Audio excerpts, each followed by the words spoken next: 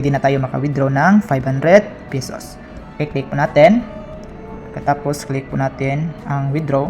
Pero kung gusto nyo itong palitan, kung wala kayong GCash ay mag-add new account lang po kayo. At pumili Lazada, PayPal, Career Billing, GCash. Disclaimer: the information provided by the speaker or presenter of this video or platform is for information purposes only and not to promote. All information is provided in good faith. However, we make no representation or warranty of any kind expressed or implied regarding the accuracy, legitimacy, adequacy, validity, reliability, availability, or completeness of this information.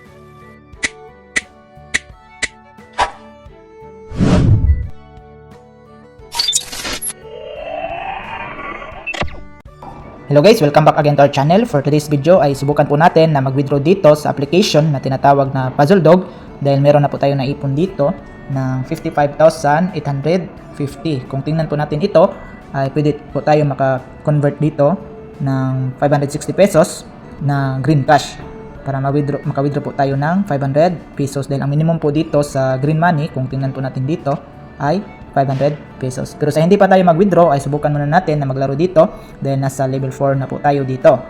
So pindutin na natin ang start para updated po tayo kung paano po natin ito laruin at paano po tayo kumita dito. Okay, ang gawin lang po natin dito ay merge lang po yung magkaparihong pet. Tulad nito po.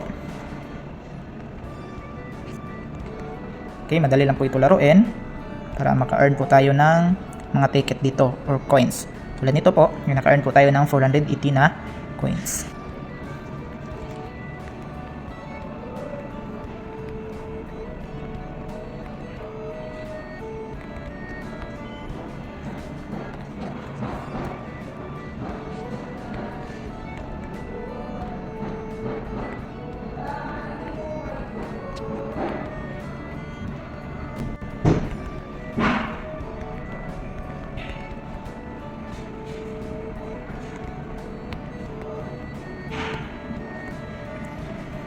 Okay, ayan. Complete na po natin yung level 4.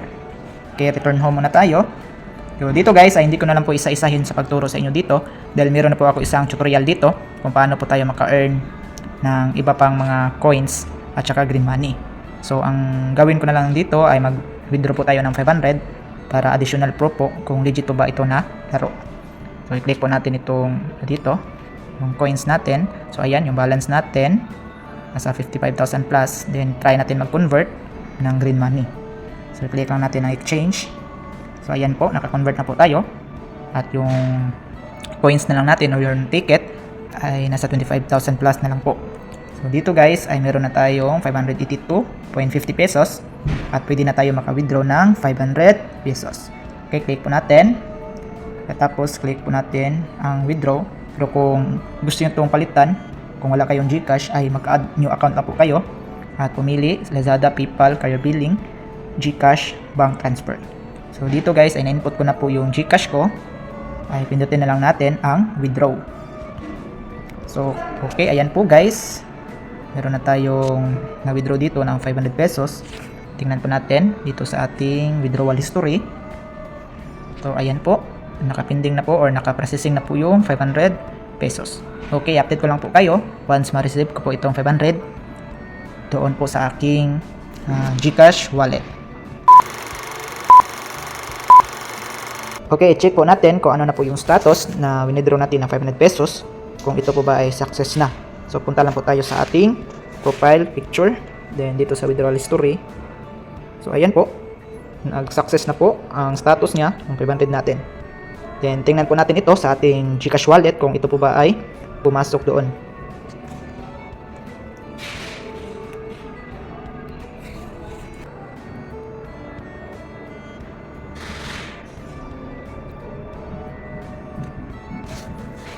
Okay, punta lang po tayo dito sa ating inbox.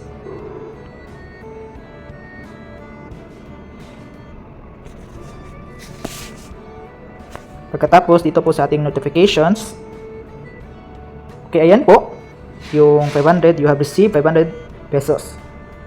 Nasa 8 minutes ago pa lang siya. So wala pang 10 minutes ay pumasok na agad yung 500 pesos sa ating GCash wallet. So itong application na ito ay legit po talaga ito na application. Kaya kung gusto niyo itong subukan at laruin, ang link ay nasa description or comment section para ma-direct download niyo ito na application. So sana meron kayong natutunan sa simple tutorial na ito. God bless. visit us my YouTube channel, Juni Agatano, and click subscribe and notification bell to keep you updated on my videos. The videos I upload about personal blog and finance. Thank you so much and God bless.